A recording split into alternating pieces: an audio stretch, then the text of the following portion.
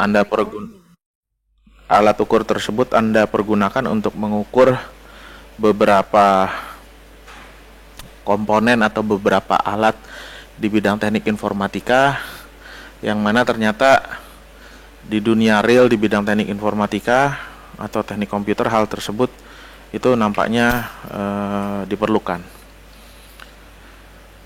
Ya, contoh ketika Anda mau mengukur apakah sebuah adaptor itu bisa bekerja atau tidak, ternyata yang namanya avometer itu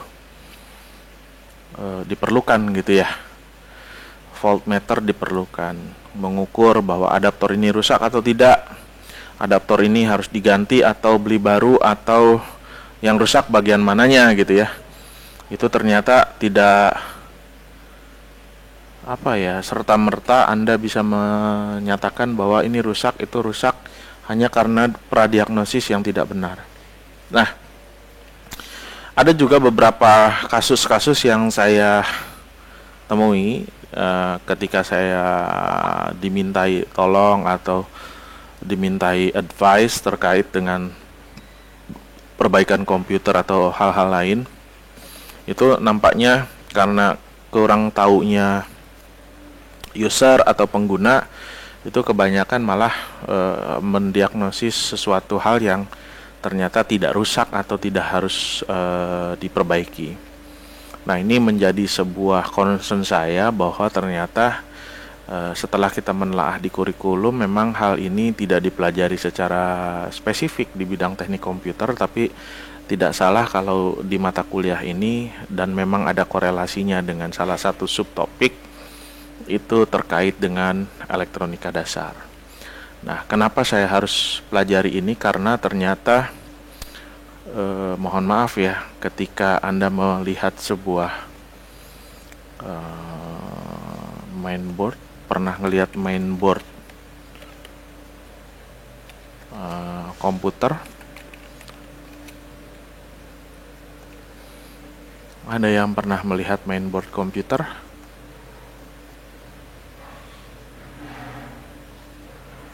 Adakah?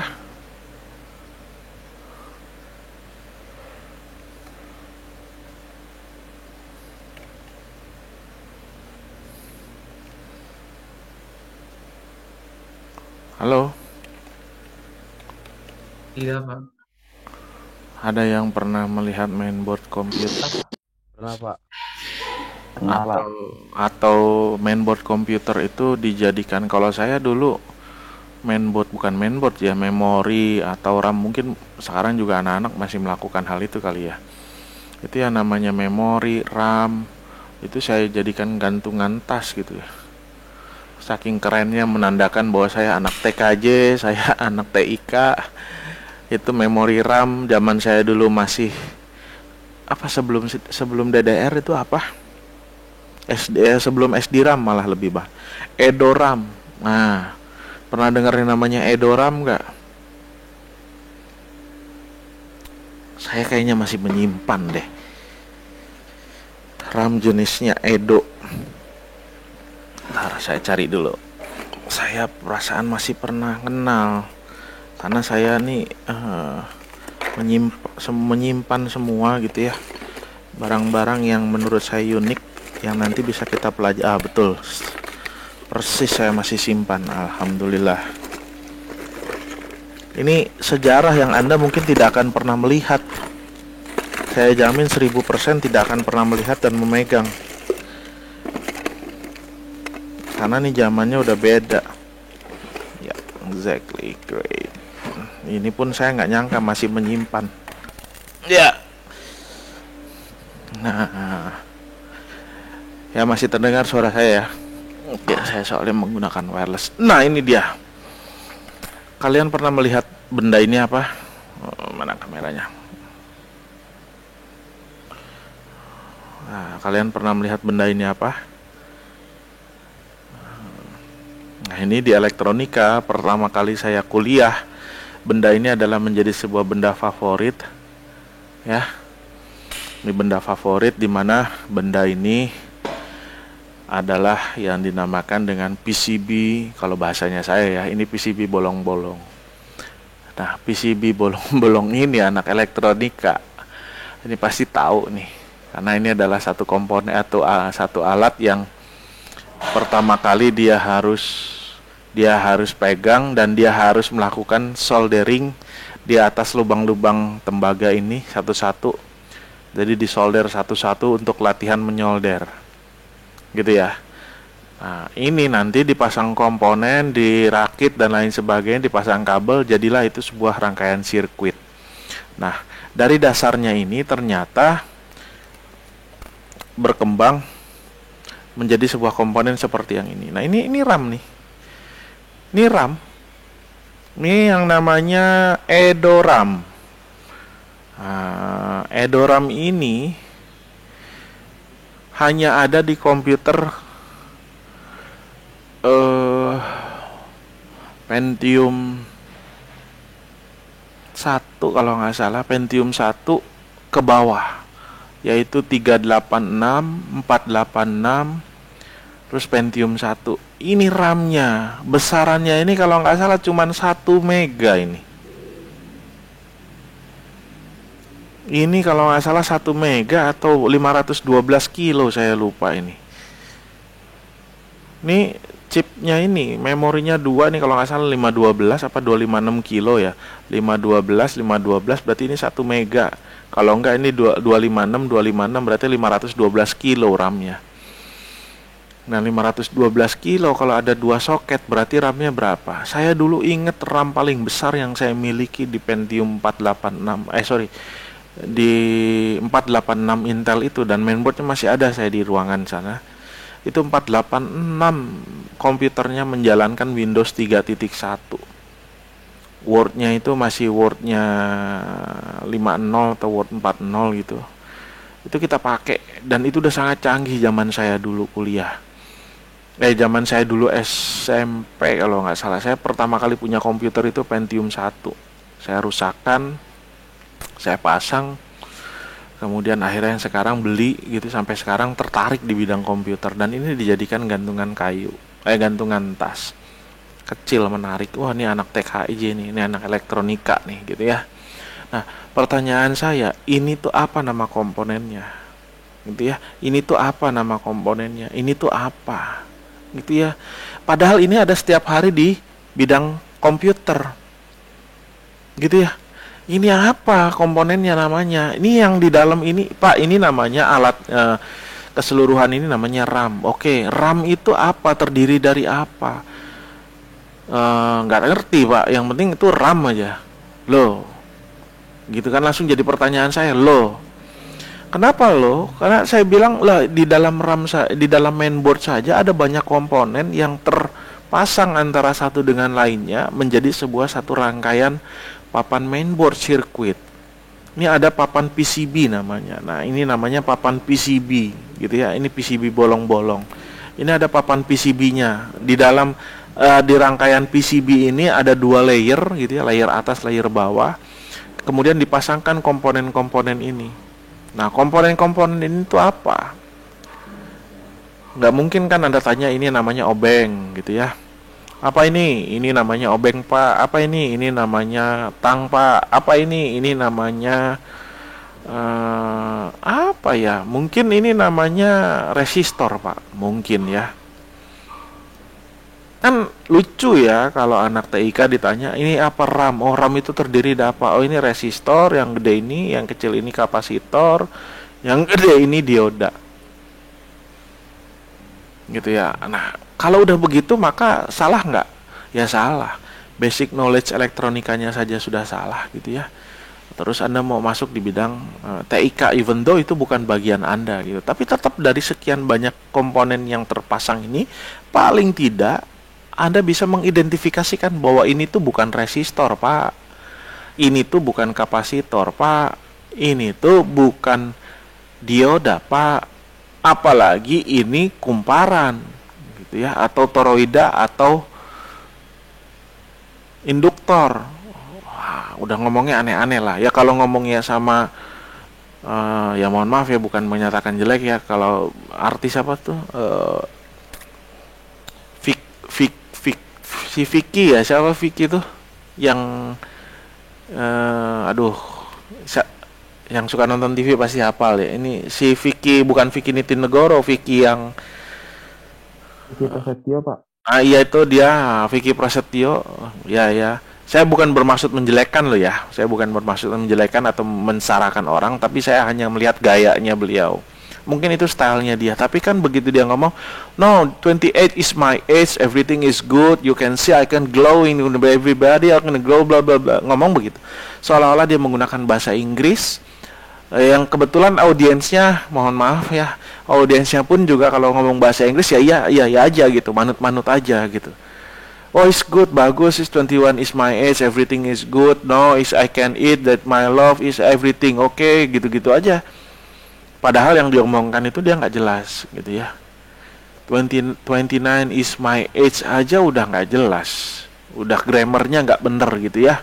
Walaupun semua kata-katanya bener, tapi grammarnya aja udah nggak disusun dengan benar. Nah pertanyaan saya, kalau Mbak, Anda tahu yang namanya RAM itu mahal loh Mbak. Dan Anda jangan sekonyong-konyong, jangan pegang sembarangan RAM seperti yang Pak Diat pegang. Hati-hati kalau dipegang emasnya. Nah ini emasnya tuh. Ya, kalau dipegang emasnya nih, ini bisa jadi masalah karena komponen di dalam RAM itu adalah komponen yang sensitif. Seperti resistor yang Anda pegang seperti ini gitu ya. Kapasitor yang Anda pegang nih bentuknya seperti ini. Itu tidak boleh dipegang kapasitornya seperti ini. Ya. Langsung ditanya, "Pak, mohon izin, itu bukan kapasitor, Pak. Yang Bapak pegang itu adalah IC, integrated circuit." Anda ini dikasih tahu nggak ngerti ya? Bahwa ini namanya kapasitor, Mas. Ya, kapasitor ini sensitif.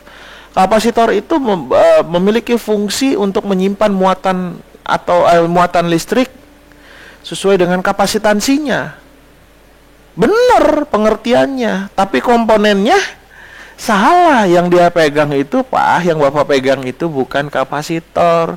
Yang Bapak pegang itu adalah IC atau integrated circuit. Kalau kapasitornya itu yang ini loh Pak, yang kecil-kecilnya itu loh Pak, yang di dalamnya ini yang kecil sekali. Anda sotoy sekali sih katanya. Enggak benar Pak, itu yang Bapak pegang tuh ada komponen yang kecil di balik di sebelah IC nih Pak, misalnya nggak kelihatan ya. Nah itu kapasitornya Pak. Di situ tertulis C Pak biasanya kodenya. Oh C ya. Oh ya sudah kalau begitu. Nah kalau udah ngomong begitu kan nggak lucu ya. Apalagi yang diomongin itu, yang ngobrolnya itu adalah anak elektronika yang tahu lebih persis gitu ya. Nah ini menjadi sebuah concern saya bahwa kenapa harus melihat ada elektronika dasar. Paling tidak Anda tahu pengertian-pengertiannya, jenis-jenis komponennya, serta fungsi dari komponen elektronika tersebut. Nah kemarin saya bisa menyatakan bahwa dalam bentuk tidak harus secara detail ya, harus tahu IC 7404, harus IC LS 7403, LS 7415.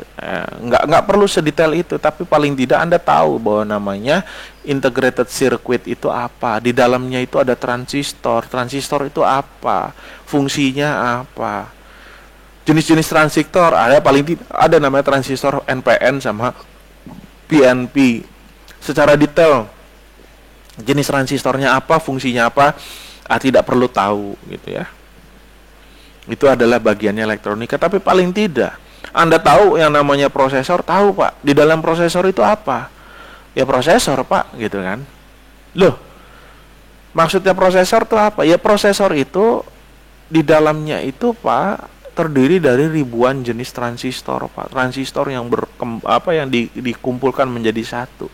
Lah transistor itu fungsinya apa?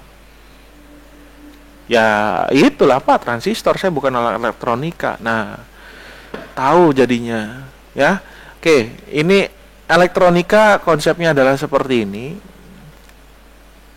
Ini cabang sains di bidang fisika yang berkembang, bahkan sekarang menjadi sebuah program studi gitu ya. Di kita juga ada elektronika.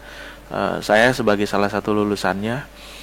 Kemudian ini definitif gitu ya. Nanti Anda bisa lihat fungsi dasar perangkat elektronika itu. Yang pertama ada rectification, penyearah, amplification, penguat, control adalah pengontrolan, pengendalian, kemudian generation and conversion. Nah, ini konsep dasar perangkat elektronika. Contoh, Pak, ada rectification. Nah, rectification itu apa, Pak? Penyearah.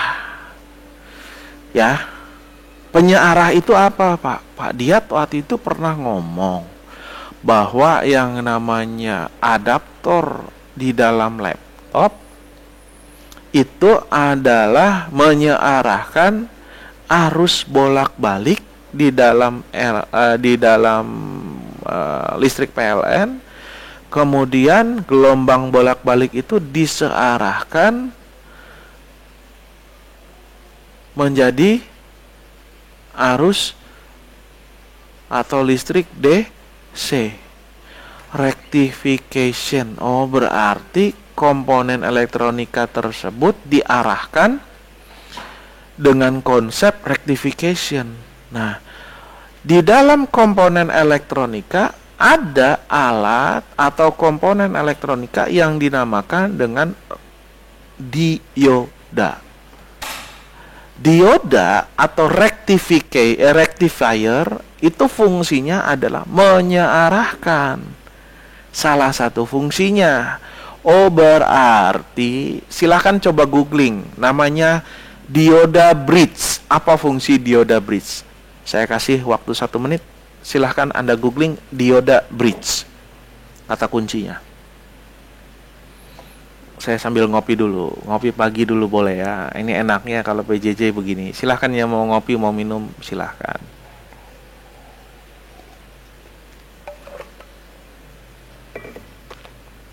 Cari di Google kata kuncinya dioda bridge. Pak, saya izin menjawab, Pak. Silahkan. Fungsi dioda bridge secara umum adalah sebagai alat pengatur arah polaritas DC yang keluar dari kaki-kaki DC supaya tidak terjadi pembalikan fase saat terjadi pembalikan sumber arus listrik AC. Oke, good. Ada lagi? Atau Anda mau buat kesimpulan? Tidak? Oke. Yang lain? Dioda bridge. Bridge itu bridge bahasa Inggris. Bridge jembatan, bridging, bridge. Dioda bridge. Nah, coba Google. Bentuknya seperti apa? Kakinya biasanya 4 ya, minimum 4 ya, atau lebih kalau nggak salah. 4 kalau nggak salah. Dioda bridge itu kakinya 4 atau 5 saya lupa.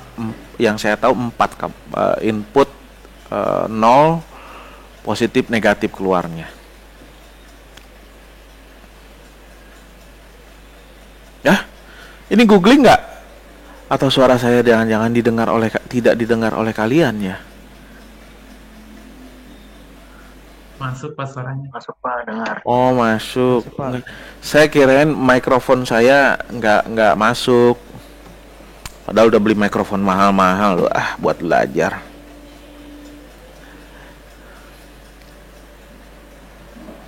Ayo. What is dioda bridge? Googling dong. Idih, dikasih googling aja masih takut nih. Kecuali saya di dalam kelas, kalian nggak bisa googling. Kalau di dalam kelas kalian googling bingung.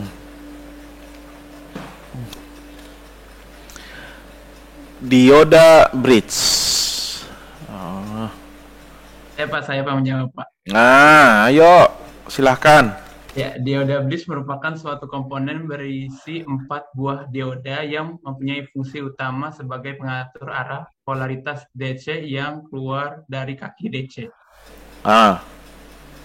Oke. Terus? Oke, fungsi dioda bridge.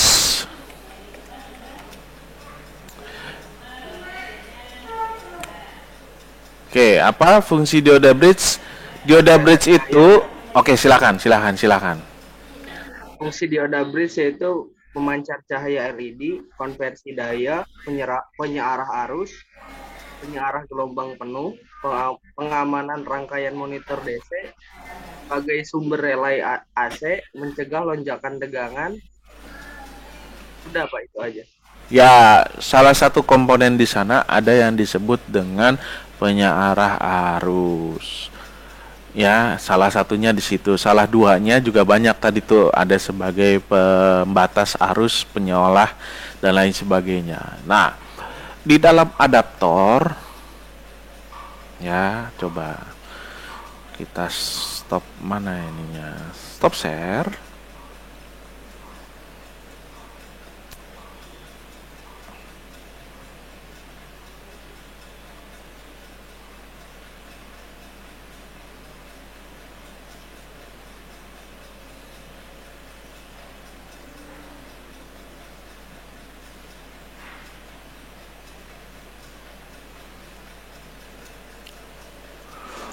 Ini hanya sekedar share saja, tidak perlu detail kamu harus kuasai. Oke, ini adalah skema dari rangkaian yang disebut dengan penyearah gelombang penuh dengan dioda bridge. Nah, ini dioda bridge. Dioda bridge itu adalah 4 pasang dioda yang dipasang dengan skematik seperti ini. Di mana inputnya, lihat ya, inputnya AC in. AC in itu apa? Itu adalah input arus bolak-balik, di mana arus bolak-balik itu adalah 220 ke 0, yaitu trafo gitu ya. Arus listrik PLN yang masuk ke transformator atau disebut dengan trafo gitu ya. Trafo ini akan mengalir arus melalui kumparan ini, kemudian melalui medan magnetik dan membuat keluaran arus tegangan induksi, di mana tegangan induksi itu akan mengeluarkan tegangan dengan jumlah kumparan yang disesuaikan. Kalau kita lihat di sini 10 volt, maka di sini masih VAC, berarti tegangan 10 volt ini diturunkan namanya ya. Kalau di sini 220, kalau di sini jadi 10, maka itu disebut dengan trafo step down. Step down. Jadi salah satu fungsi trafo itu adalah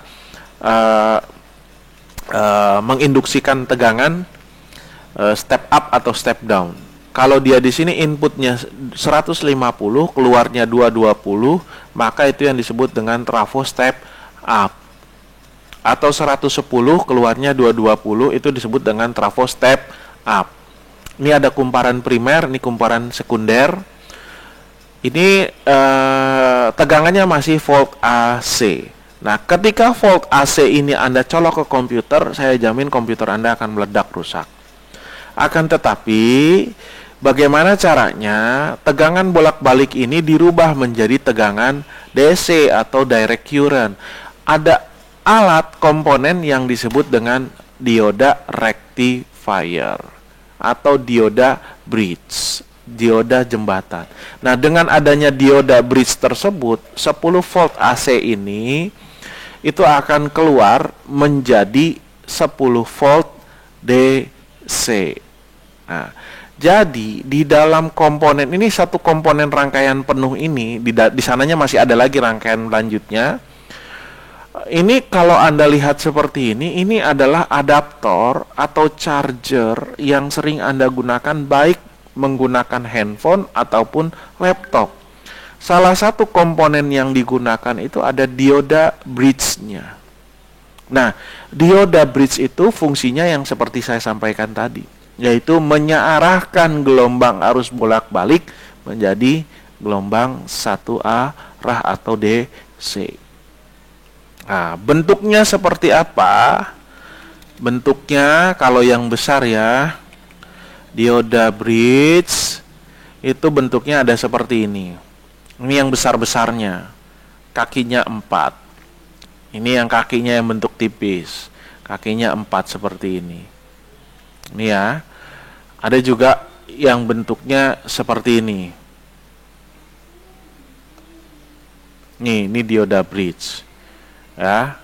Ini yang disebut dengan, biasanya orang elektro disebut dengan rectifier atau disebut dengan penyearah. Pak, ini kan dioda bridge ya Pak. Tadi Bapak bilang dioda bridge itu terdiri dari 4 dioda yang dipasang dengan skema seperti ini. Iya, ini dioda 1, dioda 2, dioda 3, dioda 4. Maka anak panahnya seperti ini. Ada katoda, ada anoda.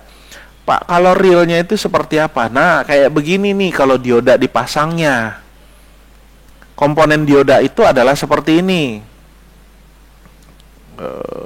Sorry. Ini real dioda bridge-nya. Nah, ini diodanya. Ini dioda tuh seperti ini, Pak. Dioda itu bentuknya ada strip di salah satu sisinya, sisanya enggak. Ini yang menandakan katoda, ini menandakan anoda. Dia dipasang seperti ini, Pak, kabelnya. Nah, kalau dipasang menjadi bridging, bentuknya adalah seperti ini. Tuh. Ya. Searah. Yang pin putih itu adalah menandakan katodanya, nyambung ke sini, ke sini, ke sini, ke sini. Pak, kalau dia begini berarti arusnya mengalir ke sini. Betul. Kalau ke sini bisa mengalir nggak? Nggak bisa. Dioda bridge itu menahan arus, nggak bisa bolak-balik dua arah. Jadi arus itu hanya mengalir satu arah. Nah, itu dioda bridge jadinya. Salah satu fungsi yang kedua, dioda itu fungsinya apa? Sebagai pengaman arus, Pak. Jadi arusnya nggak balik lagi. Ya, arusnya nggak balik lagi. Nah, dioda ini difungsikan untuk apa? Pembatas arus. Ada juga dioda yang fungsinya sebagai pembatas arus. Di sini tertulis, Pak, dioda 10 ampere. Kalau dioda tersebut melebihi arus tersebut melebihi kapasitas maksimum, apa yang terjadi? Maka di sini putus. Cek. Ya. Begitu putus apa yang terjadi? Arus nggak bisa mengalir ke sini, sebaliknya arus juga tidak bisa mengalir ke sana. Di dalamnya apa ini, Pak? Ya, di dalamnya ini kalau dioda ini kita pecahkan tidak bisa kelihatan, tapi ini nih komponennya ini terdiri dari germanium dan lain sebagainya. Ini adalah komponen semikonduktor. Dia terbuat dari bahan germanium atau apa gitu, saya lupa. Gitu ya. Nah, dia fungsinya gitu. Nah, Pak, kalau di mainboard ada nggak dioda?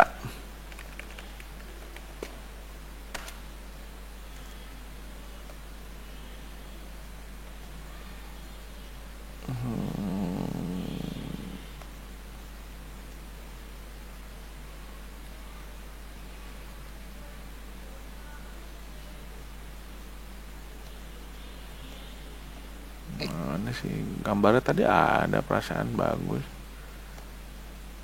Nah, ini kelihatan ya? Kelihatan nggak?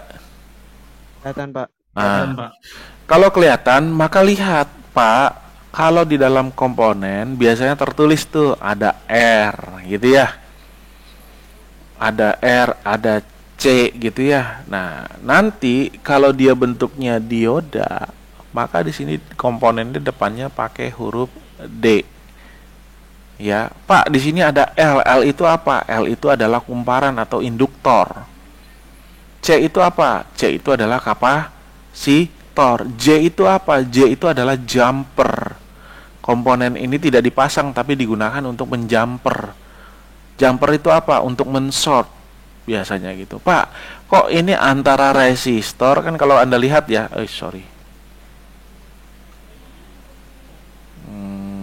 open in new image. Nah, kalau kalian lihat yang namanya resistor sama kapasitor bentuknya sama ya? Sama nggak? Nih, kelihatan nggak? Mirip, Pak. Mirip, Pak. Nih kan, nih lihat mouse saya yang sebelah kanan ada tulisannya R23 273135, kan ini resistor tuh. Ya, yang warnanya kepalanya hitam, bawahnya putih. Nah, sekarang kalau kapasitor gimana bentuknya? Bentuknya sama ya? Sama, Pak. Tapi biasanya warnanya di sini dia memang cenderung merah. Ukurannya sama gitu ya, tapi tertulis C. Dan di situ tidak kelihatan berapa nilainya. Ya. Beda. Nah, ini ada di dalam komputer Anda, juga di laptop Anda. Berapa nilainya gitu ya? Jawabannya alhamdulillah sampai sekarang sejago-jagonya saya juga nggak tahu. Atau sejago-jagonya orang yang namanya teknisi, dia nggak tahu nilai C27 itu berapa farad atau mikrofarad. Berapa nilai R31? Nggak tahu, Mas. Mana ada yang tahu R31 itu nilainya berapa ohm? orang di sini tidak terlihat kecuali di atasnya ada label 27K ohm, 27K misalnya. Kalau 27K maka di situ nilai resistansinya 27 kilo ohm. 20 M besar berarti 20 mega ohm misalnya ya. Pak, kalau nggak ada gini gimana? Maka jawaban saya adalah silahkan cari buku manual servis rangkaian tersebut atau mainboard tersebut. Nah, setiap mainboard yang dikeluarkan oleh pabrikasi itu ada manualnya, tapi tidak didistribusikan dengan bebas. Hanya untuk kalangan teknisi saja. Dan teknisinya pun bukan teknisi sembarangan, tapi teknisi yang ada di bawah authorized service authorized-nya beliau, gitu ya. Nah, yang di tengah ini apa yang gede kayak tompel ini? Kapasitor, Pak. Termistor, Pak. Aduh. Yang berbau-bau tortor, Pak. Motor, Pak. Aduh. Jadi ini apa? Ini, Pak, kalau dilihat dari jenis kakinya, ini kakinya banyak ya, Pak. Karena kalau komponen pasif biasanya cuma 2 kaki, Pak. Resistor, kapasitor, induktor itu komponen pasif, Pak. Tapi kalau komponen aktif biasanya jumlah kakinya banyak. Nah, kalau komponen aktif seperti ini di sini ditulis kodenya U biasanya. U ya, 1. Oh, berarti ini berarti IC nih, Pak. IC dengan kode U1. Kan di sini nggak ada kodenya ya. Nah, yang diketahui adalah kode U1. Maka cari di user manualnya U1. Baru kelihatan IC decoder atau IC controller atau IC regulator atau IC microchip apa. Yang saya tahu di sini adalah ini. Di setiap kaki IC, karena ini bentuknya sama, itu sangat memungkinkan Anda salah pasang. Karena bentuknya sama gitu ya. Dulu waktu saya dikasih tahu, ya coba cari, pasti di salah satu sudutnya itu ada perbedaan, sama seperti prosesor kan. Prosesor itu kalau Anda pasang dilihat 4 sudutnya, prosesor itu kan hampir rata-rata bentuknya kotak. Persegi ya, hampir rata-rata ya, walaupun tidak semua. Rata-rata bentuknya persegi. Lalu bagaimana caranya biar Anda pasang tidak salah? Karena persegi itu kan sisinya sama semua ya. Nah, lalu di mana pasangnya? Ya dipasangnya pasti di salah satu persegi atau di salah satu sudut itu ada tanda. Nah, makanya di sini ada semacam coakan kalau bahasanya saya. Ya, di sini ada tanda dot yang menandakan bahwa tanda dot itu adalah nilai titik 0 atau kaki pertama yang harus dipasang. Maka dia lihat di sini dot, di sini ada dot. Oh, berarti di sini dot dengan dot ini menandakan dia harus dipasang di sini. Pak, kalau ini kita pasang ke sini, dia muter ke sini bisa atau tidak? Terpasang bisa, tapi dijamin tidak akan berfungsi. Kenapa? Karena kaki satunya ini, kaki satunya lupa ini atau ini gitu ya. Itu kaki satunya itu tidak sesuai yang terpasang seharusnya. Ya. Nah, kalau kita ngelihat komponen elektronik di dalam mainboard, ya seperti ini yang terpasang. Saya pun masih suka terkecoh kalau tidak ada tulisan di sini kode R, C, L atau U. Itu kita nggak akan tahu, gitu ya.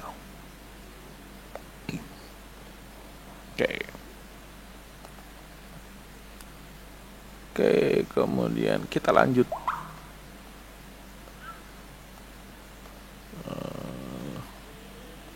Yang tadi. Oke. Jenisnya sudah. Kemudian ada yang namanya yang kedua, amplification atau yang disebut dengan penguatan.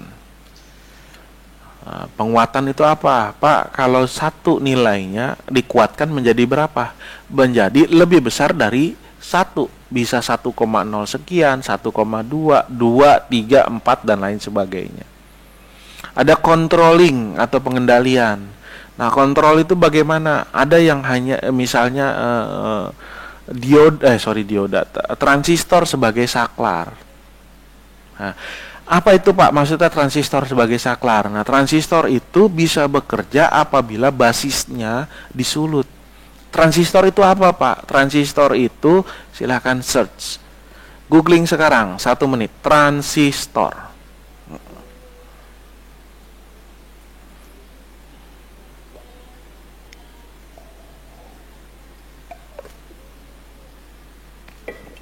Apa itu transistor?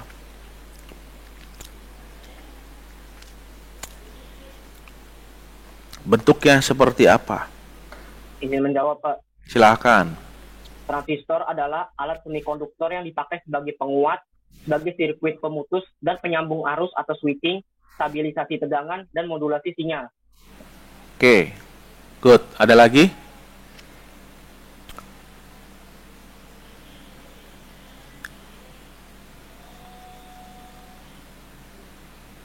Ada lagi?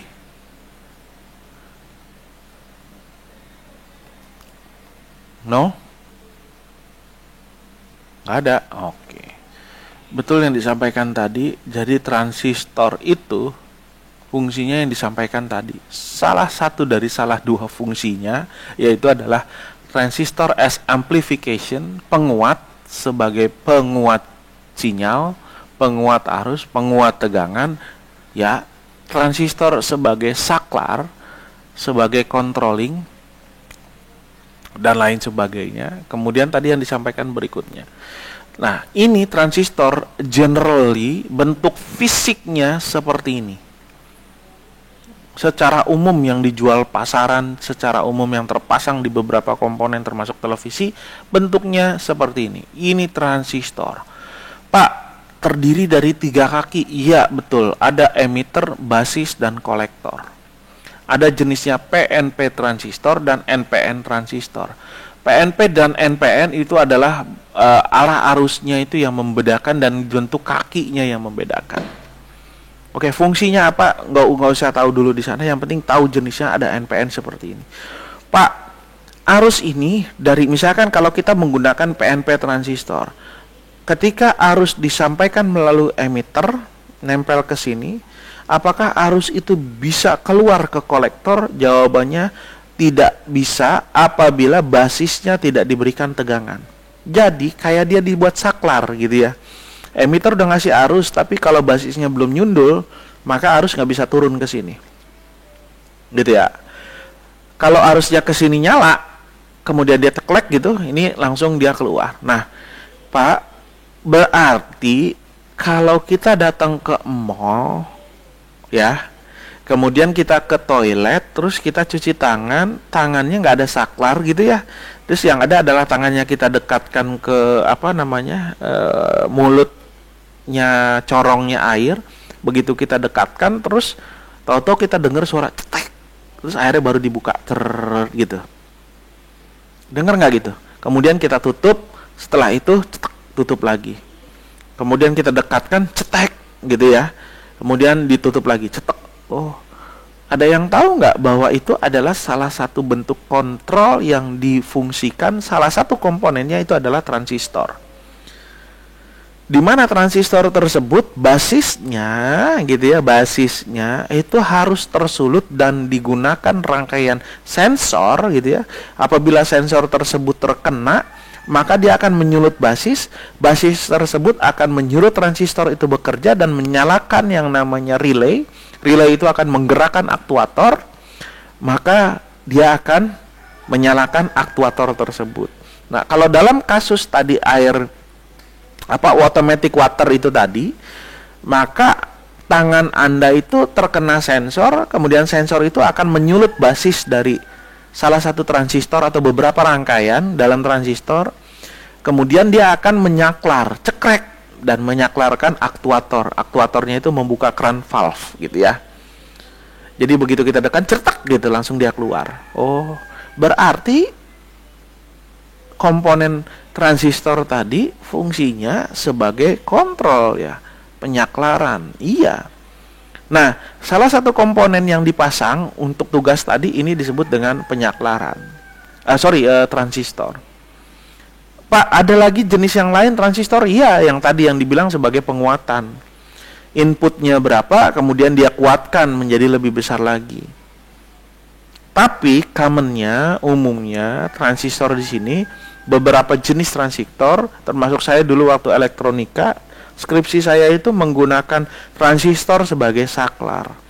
Sehingga dengan mengeluarkan input di dalam komputer yang saya cuman checklist saja sebuah form atau sebuah checklist komputer, kemudian komputer itu akan mengeluarkan data terhadap salah satu port, kemudian dari port itu mengeluarkan data sinyal 1 atau aktif, kemudian aktif itu masuk ke dalam rangkaian, yang rangkaian itu akan menyaklarkan yang namanya transistor itu akan menyaklarkan relay itu akan menyaklarkan sebuah listrik AC, akhirnya saat itu pompa air bisa langsung nyala.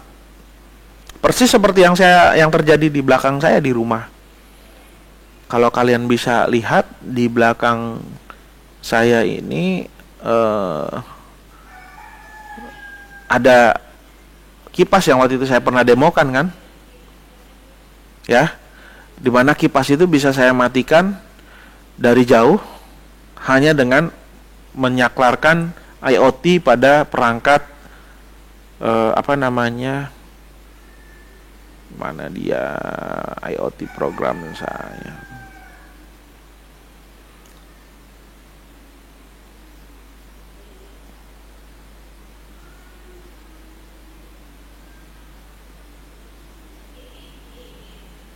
Nih ya, jadi IoT kan begitu saya pencet ini ceklek gitu, kok nggak bisa nyambung. Initializing device, oke, dia connect dulu ke IoT program saya. Begitu kita saklarkan ceklek gitu, nih ya, begitu kita saklarkan off, berarti transistor di sana sudah bekerja, basisnya di off kan, gitu ya, basisnya off.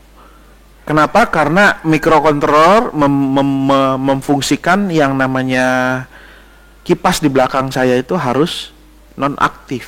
Non-aktifnya berarti basisnya tidak berfungsi, gitu ya. Begitu kita nyalakan, ya, nyalakan,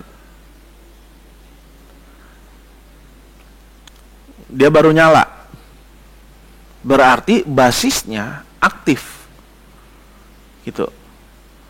Nah, itu salah satu fungsi dari yang namanya transistor. Fungsinya itu adalah sebagai kontrol, gitu ya. Kemudian ada generation sebagai pembangkit dan konversi. Oke, kita lewat dulu. Ini silahkan Anda baca. Amplification penguat, controlling itu adalah sebagai pengendali otomatis. Ya, yang contoh seperti tadi, lampu lalu lintas dan lain sebagainya. Lampu lalu lintas itu dikontrol menggunakan PLC, Programmable Logic Controller, sehingga mini komputer kecil biasa gitu ya, komputer kecil biasa yang ditempelkan biasanya kalau di dalam lampu lalu lintas ada satu box kecil di pinggirnya gitu ya, ada di pinggirnya ada satu box yang Anda lihat di dalamnya itu sebenarnya kalau ada bongkar ada relay dan di bawahnya ada PLC. Nah, dulu waktu elektronika saya pelajari itu PLC, bahkan saya sampai disuruh nongkrong di depan lampu merah hanya untuk mencatat berapa sih lampu merah menitnya, berapa kuningnya, berapa hijaunya, terus algoritmanya seperti apa. Untuk mempelajari bahwa algoritma lampu merah.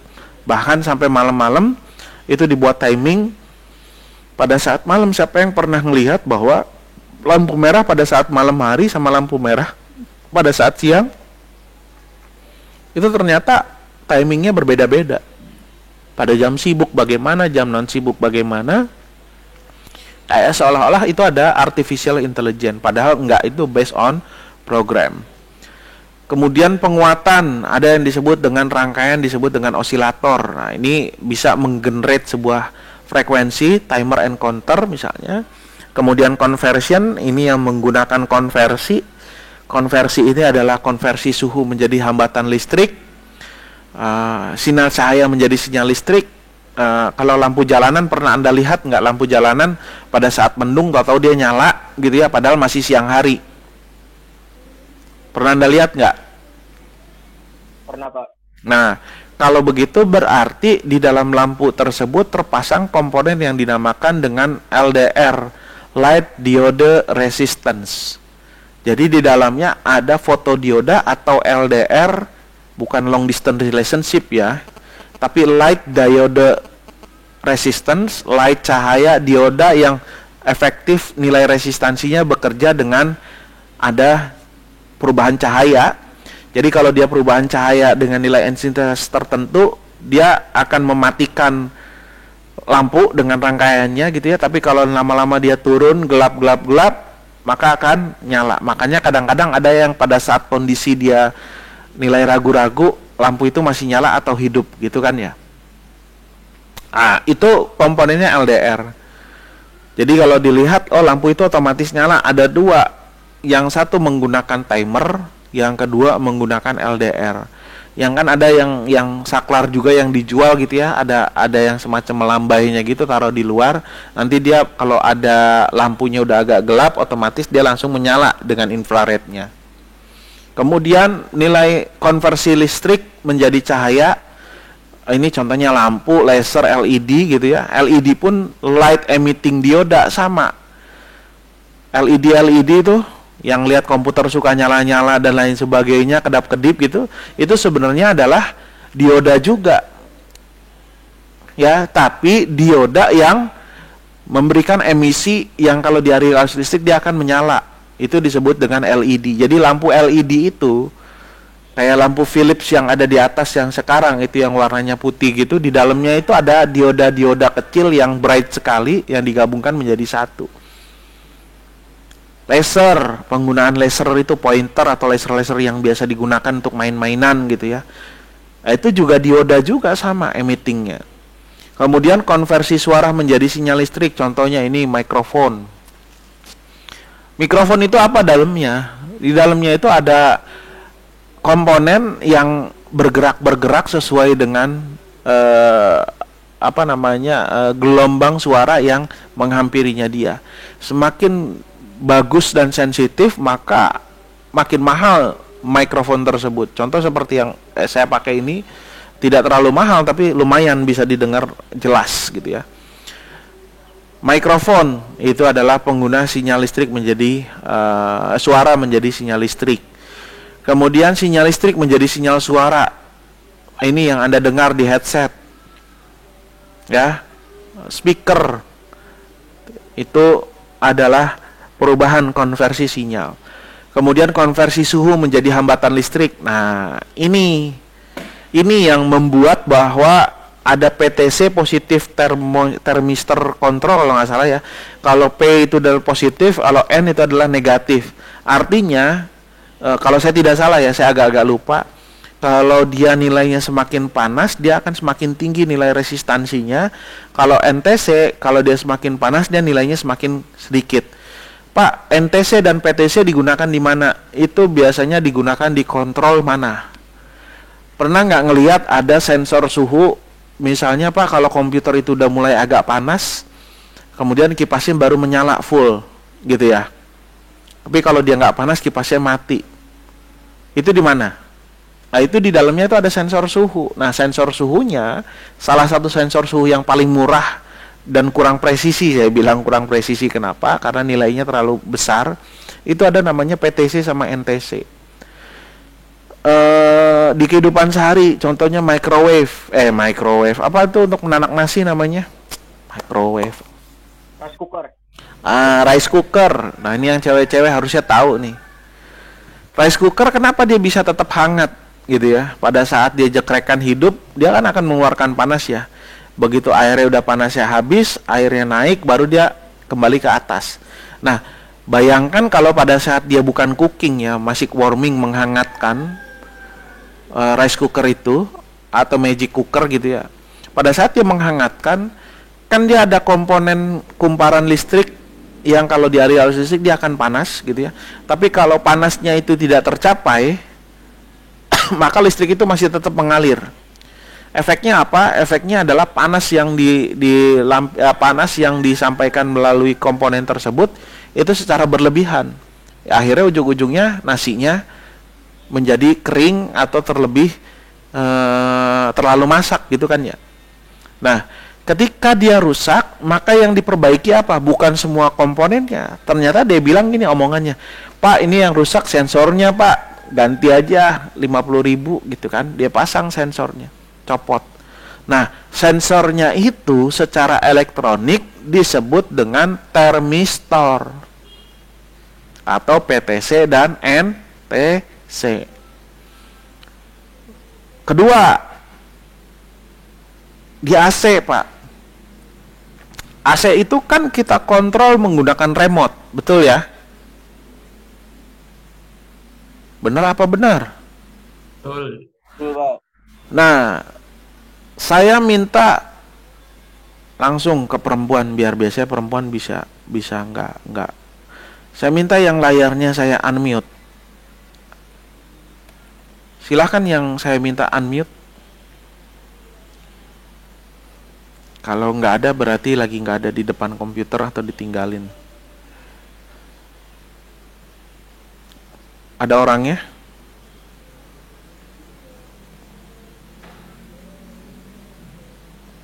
Ini saya minta host want you to unmute. Silahkan, siapa yang di layarnya host want you to unmute? Iya, Pak. Alena, pernah melihat AC kan, dan mungkin di kamar Anda atau di beberapa ruangan pakai AC gitu ya. Saya mau tanya, prinsip kerjanya AC itu seperti apa? Kapan AC itu bekerja outdoornya, kompresornya, kapan AC itu tidak bekerja outdoornya? Silahkan ceritakan saya, Alena.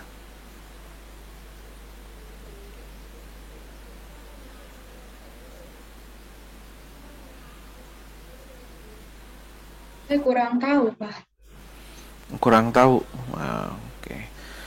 Biasanya memang begitu sih. Saya cari lagi yang perempuan. Biasanya yang perempuan harus saya tahu. Oke. Diana Nuristi.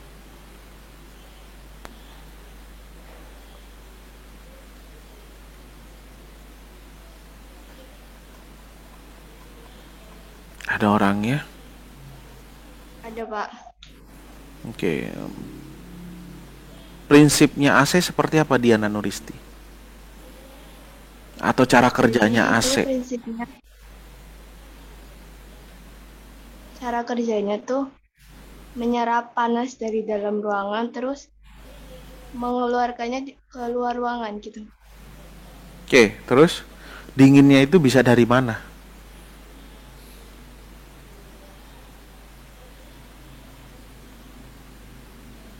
Karena itu udah diserap, jadi berangsur-angsur udara di dalam ruangan tuh jadi dingin. Nah, menyerapnya itu bagaimana caranya dia bisa menjadi dingin? Apa disedot gitu? Gitu ditiup atau bagaimana? Kan udara panasnya betul diserap melalui indoornya dia gitu ya. Nah, udara panasnya diserap kemudian dihembuskan udara dingin. Nah, udara dinginnya itu dari mana? Kan kalau saya nyelap sama aja gitu ya, kecuali di gigi saya itu ada evaporator gitu ya. Evaporatornya dingin, saya hembuskan. Nah, berarti keluar tuh dinginnya. Panasnya keserap dari hidung, evaporatornya lewat dingin. Panasnya dari hidung, evaporatornya lewat dingin. Circulate gitu ya. Nah, pertanyaan saya, evaporator, saya lupa evaporator atau kondensor gitu ya, yang di dalam itu kalau dinginnya itu dari mana gitu. Nah, di dalam giginya, di dalam kayak prinsip kerjanya AC.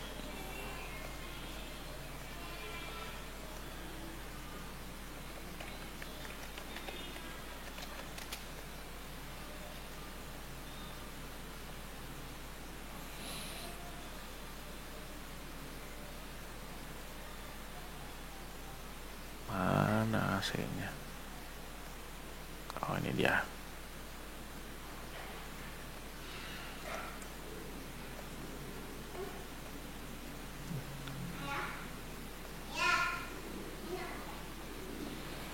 Nah, ini AC. Ya, ceritanya ya. Ini AC. Nah, di sini ini ada indoor, ada outdoor secara umum ya. Di dalam outdoor ini ada coil, ada kumparan. Kemudian di dalam pun juga sama, ada coil, ada kumparan. Nah, di sini ada kompresor yang akan mengkompresikan tekanan rendah dan tekanan tinggi pada gas freon tersebut gitu ya. Kemudian di dalam sini di luar itu outdoornya itu akan selalu panas. Kenapa? Karena dia yang akan membuang panasnya lewat sini, menyerap gitu. Dia buang kompresi, dia akan menyerap panas. Kemudian di luarnya ada fan. Makanya ada fan di sini fungsinya untuk membuang panas ini, sehingga udara yang masuk ke sini jauh lebih dingin, gitu kan? Karena di valve-nya di sini ditembakkan, dia akan menjadi dingin. Nah, di sini ada sensor, di sini ada sensor, gitu ya. Ketika Anda set 27 derajat atau 25 derajat pada AC, mikrokontroler itu akan memberikan notif kepada sistem bahwa you harus mencapai suhu 25 derajat dalam ruangan tersebut. Suhu 25 derajat, bagaimana caranya si mikrokontroler tersebut bisa mengetahui bahwa Anda tahu di dalam ruangan tersebut 25 derajat? Maka diperlukan komponen elektronika yang disebut dengan termistor tadi, yang ditempelkan melalui coil ini. Nah, ini rahasia di balik itu nih, yang ya bukan bermaksud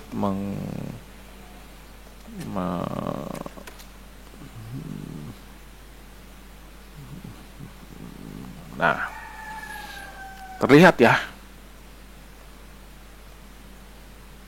lihat ya, oke.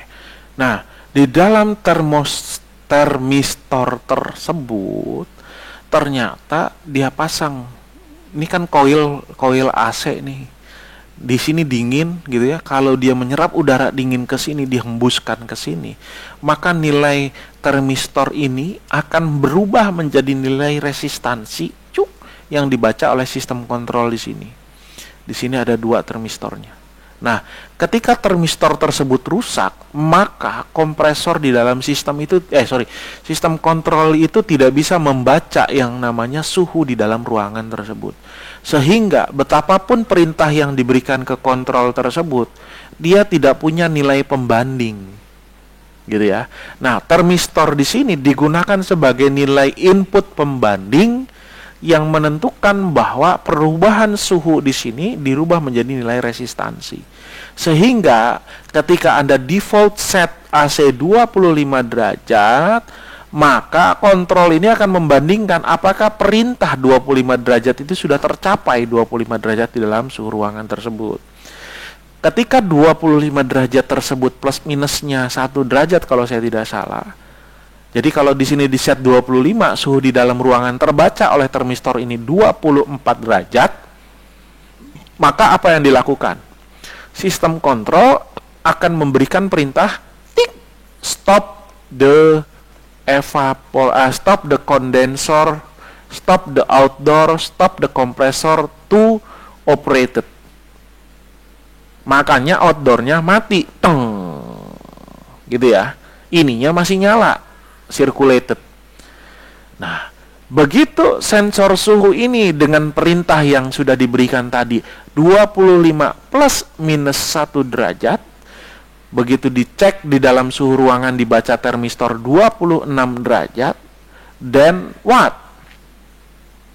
Then the system should operate again, the compressor and the condenser system should operate again to get cooled air, mendapatkan mendapatkan udara yang dingin di dalam sistem input dalam sistem indoor tadi. Sehingga begitu suhu 26 atau 27 derajat, kompresor kembali bekerja, outdoornya langsung gitu kan, bekerja lagi terus sampai dingin. Nah, begitu termistor itu mendapatkan suhu kembali 24 atau 23 derajat, maka kontrol ini akan menyatakan ceklek. Apa? Stop again the outdoor unit. Maka kompresor tidak bekerja, kondensor tidak bekerja. Indoor masih tetap bekerja untuk sirkulasi udara. Oh, begitu, Pak. Yang salah adalah gitu. Ketika di sini saya set 25 derajat, ceklik gitu ya. Ternyata kok dinginnya kompresor di luar nggak mati-mati. AC di dalam kok nggak dingin-dingin gitu kan ya. Udahlah saya turunin sampai 16 derajat Celcius. Nah, ketika 16 derajat Celcius, pertanyaan saya, apakah suhu di dalam ruangan itu akan berubah atau tidak? Jawabannya tidak akan berubah apabila evaporator ruangan di dalam ini dia dinginnya tidak terserap maksimal, yang panasnya itu tidak terserap maksimal, dan yang dinginnya tidak dikeluar dengan maksimal. Kenapa? Karena di sini tuh ada kisi-kisi yang kalau kena debu, kena apa, dia akan mampet sehingga udaranya nggak bisa tersedot, yang panasnya nggak kesedot, yang dinginnya jadi nggak keluar. Makanya suka diservis, dicuci, biar ininya bersih kembali dan udaranya bisa mengalir. Yang panas kesedot ke sini, yang dingin keluar dari fan-nya itu. Ah, Bapak bohong. Ya udah, sekarang coba nih ya, sekarang tanganmu. Ini kan panas nih, ada udara panas nih ceritanya.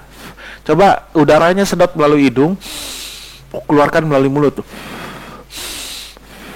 Lakukan itu.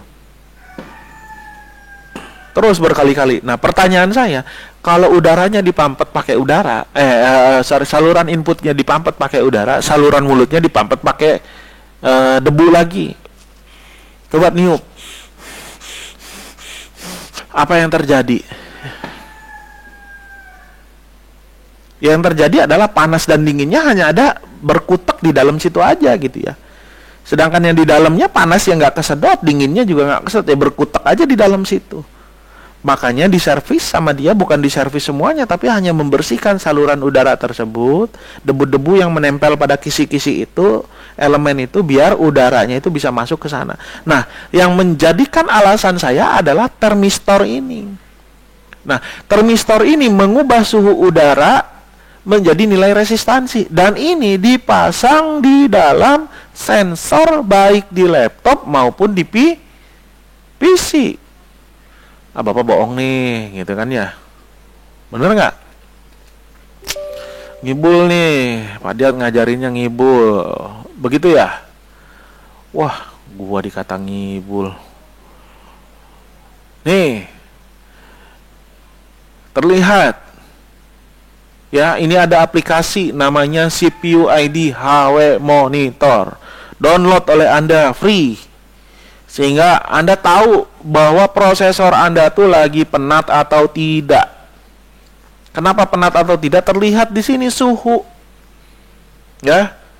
Terlihat tegangan, Pak. RAM-nya Bapak panas atau tidak? Tuh kebaca di sini. Berapa suhunya? 48 derajat. Berapa suhunya? 50 derajat, 52. Wah, berarti ini kategorinya udah mulai hot ya, Pak.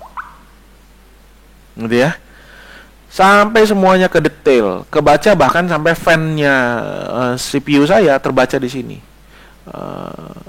Tegangan pun terbaca di sini. Clock VGA pun terbaca di sini. Nah, pertanyaan saya, ini beneran atau tidak sih ini namanya prosesor ini kebaca suhunya?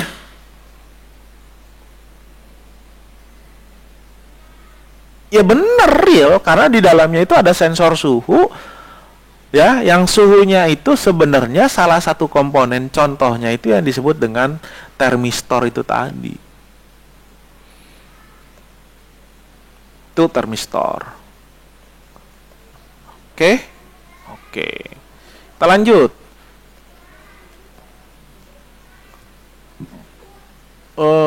Conversion. Sinyal listrik menjadi suhu tertentu. Nih heater, sinyal listrik menjadi gerakan, contohnya motor. Oke. Penerapan teknologi elektronika dalam kehidupan sehari-hari ini Anda bisa lihat hampir rata-rata sebenarnya elektronika banyak di sana. Bukan berarti saya membanggakan elektronika. Tetap elektronika juga bekerja, tapi kalau dikawinkan dengan IT ya jadinya saya gitu kan. Komunikasi, nah ini telepon, dengan adanya komunikasi saya dengan adanya kamera saya, ini kamera nih contoh ya, konversi nih. kamera, CMOS, optik gitu ya. Gambar saya bisa dirubah dalam sinyal listrik diolah digital oleh komputer, komputer diolah menjadi sinyal komunikasi bentuk-bentuk digital, dikirim melalui server Zoom kirim ke Anda masing-masing sehingga wajah saya bisa terlihat agak sedikit lebih ganteng gitu ya, bercahaya. Ya, kemudian pengendalian atau instrumen, contoh yang seperti tadi, saya bisa mengendalikan motor listrik di belakang saya, kipas misalnya. Aplikasi industri otomatis, ilmiah, medis dan lain sebagainya, otomotif dan lain sebagainya. Bahkan kalau Anda mau masuk ke Pustikom, harus fingerprint dulu baru pintu itu kebuka gitu. Kalau nggak fingerprint, pintunya nggak kebuka. Ada ngetok-ngetok ya dicuekin sama kita. Ngapain ngetok-ngetok ke dalam, orang kita nggak ada janji ya nggak akan masuk. Kecuali Anda punya fingerprint, diberikan akses, baru Anda bisa masuk. Nah, pertanyaan saya, apakah itu bukan sebuah konsep elektronika? Iya. Pak, gimana caranya kok pintu bisa kebuka otomatis gitu ya? Itu kan menggunakan magnet. Magnet itu digunakan Bapak. Magnet itu akan efektif bekerja atau off kalau dia diberikan saklar, duduk gitu, dalam sistem kontrolnya. Nah, itu kan juga penerapan. Ya. Suara saya bisa didengar oleh Anda melalui speaker, ya itu juga penerapan penggunaan elektronika gitu ya. Dan komponennya ternyata kalau kita lihat di kehidupan sehari-hari kita nggak ngerti itu komponennya apa. AC rusak Pak, kenapa AC-nya rusak? Nih kok di luar outdoornya nyala terus, atau sebaliknya outdoornya malah mati padahal di dalamnya nggak hidup.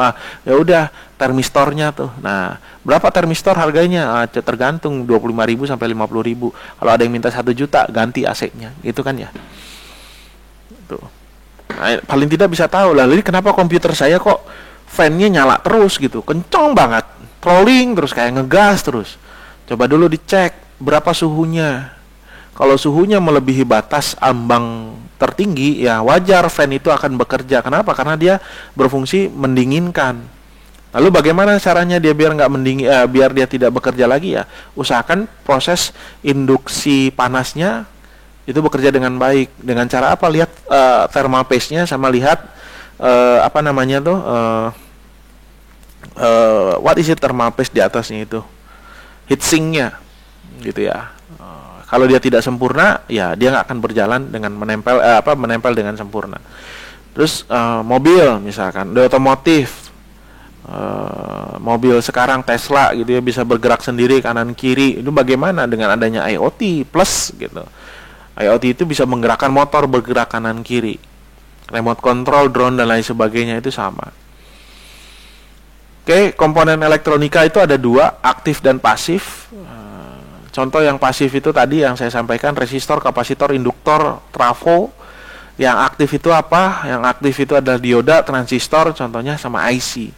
Pak, IC itu di dalamnya apa ya? IC itu di dalamnya transistor dan dioda digabungkan menjadi satu yang disebut dengan integrated circuit.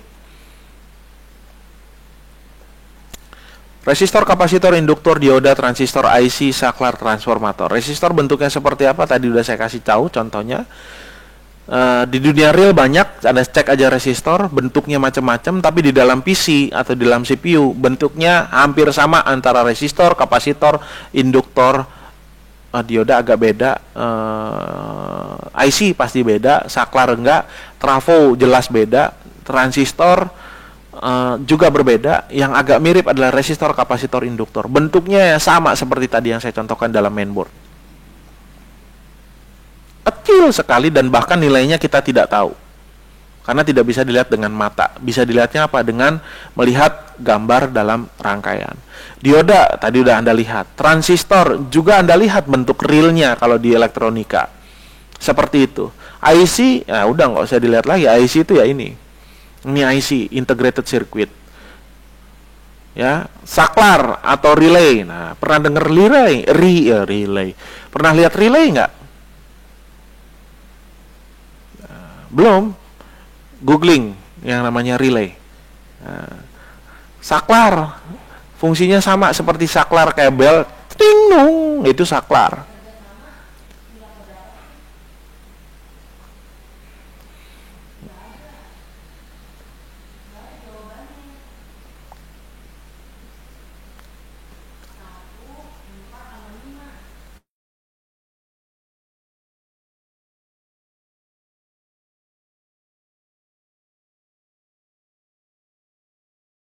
Oke, kembali lagi.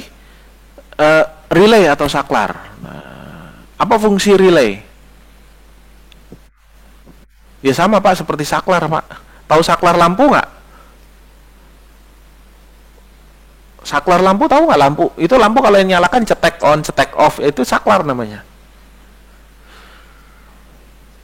Itu saklar. Nah, kalau relay yang membedakan adalah normally open, normally close gitu ya. Ada dua kutub biasanya NONC, normally open atau normally close. Normally open itu apa? Yang biasanya kalau dia belum bekerja atau belum tersulut belum tersulut arus listrik, maka magnetnya tidak akan berfungsi, dia akan tidak menyaklar gitu ya. Itu relay, itu fungsinya. Dia akan bekerja apabila dialiri oleh arus listrik, dia akan bekerja relay tersebut yang bunyinya cetak gitu. Cetak gitu. Itu relay. Di mana dipakai? Itu di setiap komponen elektronika yang bersifat kontaktor. Contoh yang tadi yang saya contohkan. Kalau kalian dengar, bentar. Kita buka sensitivitasnya.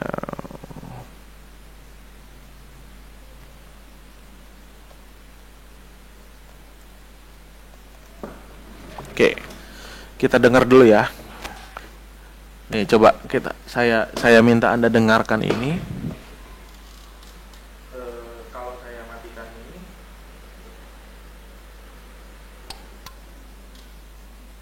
ada terdengar semacam cek gitu nggak? Iya, Pak. Dengar Pak, terdengar Pak. Terdengar, Pak. Ya, saya dekatkan lagi. Kayak ada bunyi cetek gitu kak.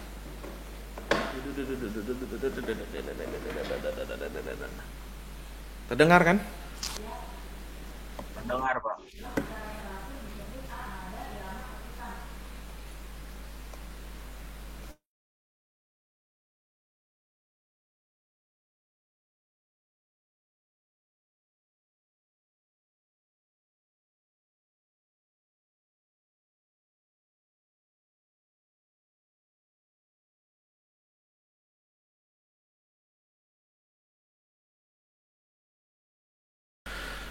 Kembali lagi ke tadi, ternyata saklar itu seperti itu bunyinya. Jadi dia berfungsi kalau dia dialiri oleh arus listrik, dia akan bekerja cetik gitu.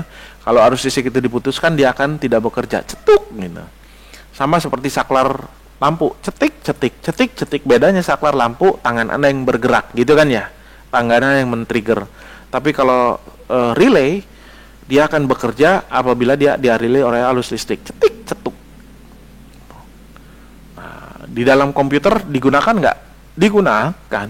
Wong saya bisa nyalain komputer di kantor dengan cara tadi, ceklik gitu, tahu komputer nyala di sana. Mau matikan, tinggal pencet lagi, cetuk, komputer di sana mati.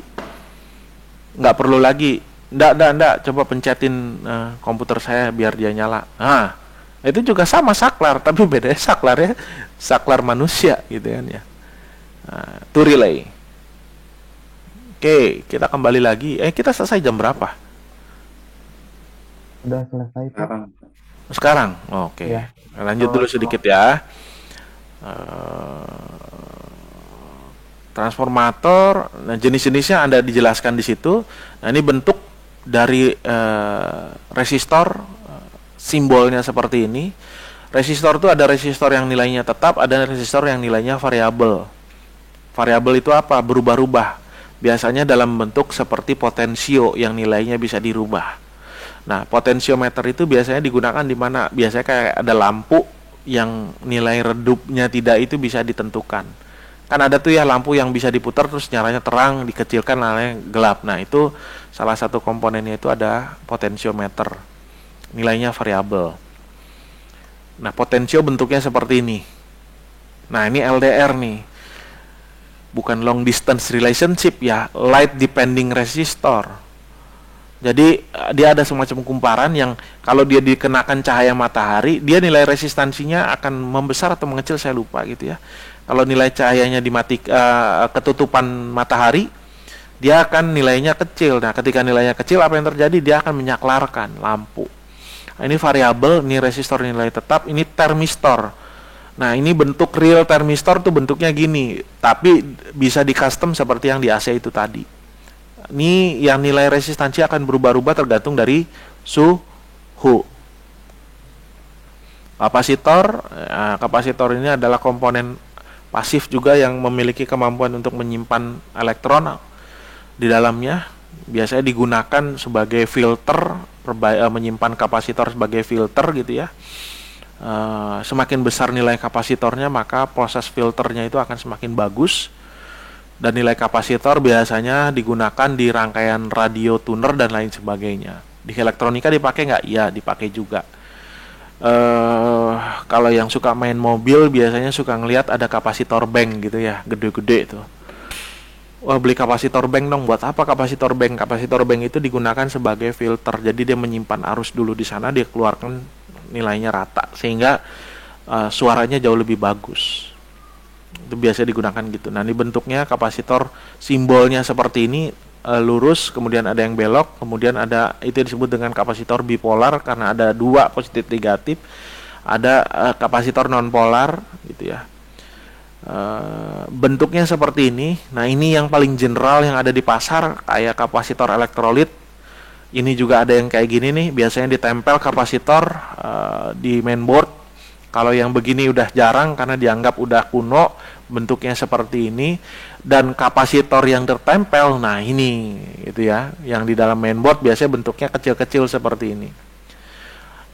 Ini nilainya tetap. Nah, kalau yang di bawah, ini nilainya berbeda-beda, disebut dengan variabel kapasitor. Tadi resistor juga punya variabel, kapasitor pun punya juga yang nilainya variabel. Nah, kapasitor variabel seperti ini biasanya digunakan pada tuner radio yang masih analog. Tahu radio nggak? Untuk cari frekuensi gitu kan diputar tuh biasanya tuh yang analog ya. Nah, benda di dalamnya itu adalah kapasitor variabel. Nah, ini bentuknya. Oke, ini induktor atau disebut dengan coil. Ini mengatur frekuensi, filter, alat kopel, induktor dan lain sebagainya. Biasanya digunakan di pesawat radio, tapi di PC pun digunakan. Nah, ini kan pernah ngeliat kayak begini nih, ada komponen di PC ya. Ini apa sih, kayak cincin begitu dibulet-buletin begitu? Apakah itu transformator atau bukan? Jawabannya bukan. Itu adalah induktor. Nah, ini induktor, bentuknya kayak gini. Induktor ada yang nilainya tetap, ada yang variabel juga sama, nilai variabel. Nah, fungsinya induktor itu untuk meredam fluktuasi arus yang tidak diinginkan. Jadi dia bisa memfilter arus yang kalau dia terlalu besar, dia lewat sini dulu baru dia turun. Jadi dia jaga, kalau udah masuk ke sini keluarnya nggak terlalu besar, jadi dia jaga. Gitu. Dioda. Ini ada banyak fungsinya. Light emitting, dioda foto, dioda laser, dioda zener. Ini fungsi untuk sebagai pengaman rangkaian. Nih dioda zener nih biasanya kalau tegangan arus dia jaga. Jadi kalau dioda zener dia punya nilai 1 ampere, maka di atas 1 ampere dioda itu langsung putus. Masih bisa sampai ambang berapa gitu, terus dia langsung putus. Tapi kalau tidak, dia jaga arusnya itu 1 ampere. Ini sama seperti kayak keran. Jadi kalau kerannya itu kita kecilkan, ya air yang keluar itu ya tetap seperti itu, konstan. Itu di fungsi dioda zener. Ini ada SCR atau SCR, Silicon Control Rectifier, ada dioda yang berfungsi sebagai pengendali dan lain sebagainya. Nah, yang kita sering lihat di dalam komputer yang kedap-kedip dan lain sebagainya itu ya komputer LED gitu ya. Orang nggak tahu LED itu apa. Yang tahu adalah LED itu adalah lampu. Siapa yang sampai sekarang LED itu menyatakan itu adalah lampu? Maka sekarang Anda harus berubah. LED itu adalah sebenarnya dioda. Dioda yang mengeluarkan emisi cahaya yang bisa mengeluarkan emisi cahaya apabila dia dialiri oleh arus listrik. Jadi yang terpasang di komputer atau lampu Anda sekarang itu adalah dioda gitu. Jadi bukan LED. Nama bendanya LED, tapi sebenarnya itu adalah fungsi dari dioda. Ini bentuknya dioda penyiar arah seperti ini. Nah, ini dioda Zener, cirinya begini nih.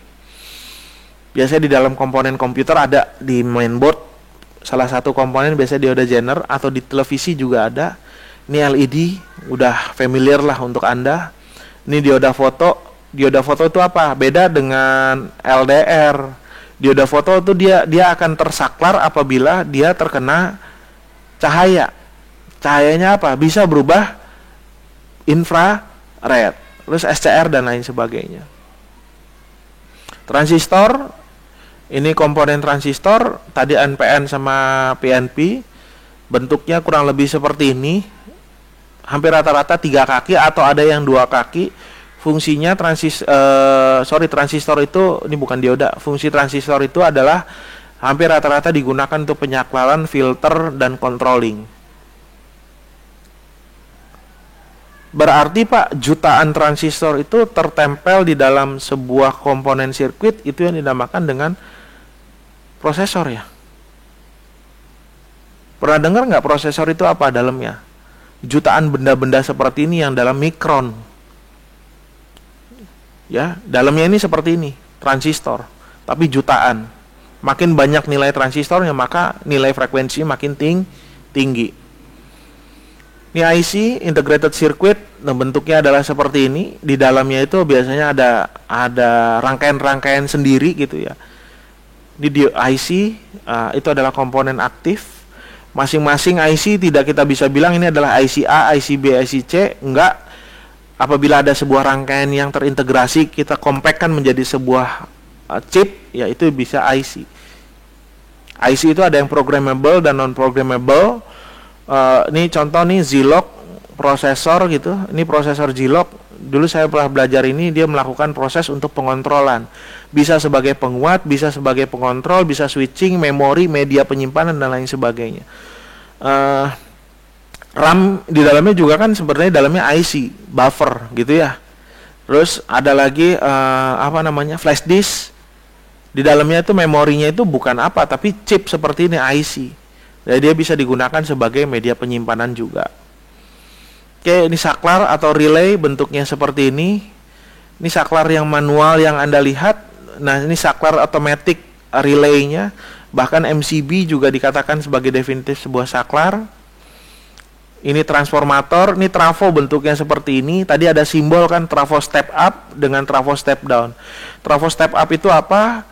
Dia akan menaikkan tegangan di mana nilai kumparan primer nilainya lebih kecil jumlahnya ketimbang jumlah kumparan sekunder. Sehingga kalau di sini nilainya 10, karena sekundernya jauh lebih banyak, maka dia akan lebih besar nilainya. Sebaliknya, kalau nilai kumparan di dalamnya lebih banyak, primernya, kemudian sekundernya nilai kecil, maka dia disebut dengan trafo step down. Nah, trafo step up, trafo step down ini biasanya digunakan itu di mana? Stabilizer.